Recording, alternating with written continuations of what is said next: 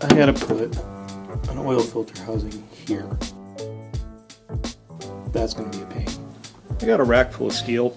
I can make this happen. Yeah, 1.25" angle iron. I'll make the bracket out of that.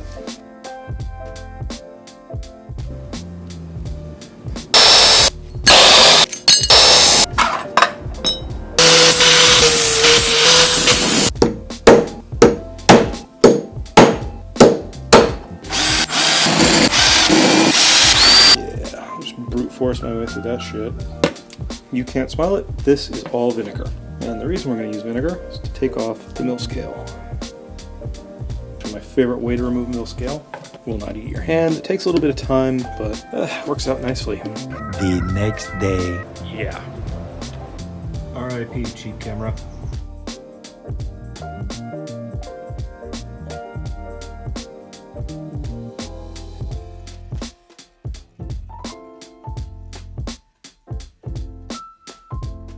Alright, so this is what happened. Tapped holes. That's what happened. And hey, look at that. Solid as engine-y things. Oil hoses, oil filter. Plenty of space for activities, and a couple of rib nuts down there. The angled ports are going to make entry for the oil inlet a lot better, a lot more convenient. It'll keep it up away from the harmonic balancer. And then the outlet at the top will just be a straight shot over the oil cooler there.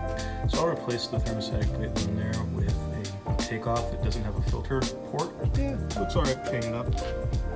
Now let's talk about crimes against fabrication. So that's it, that's basically done.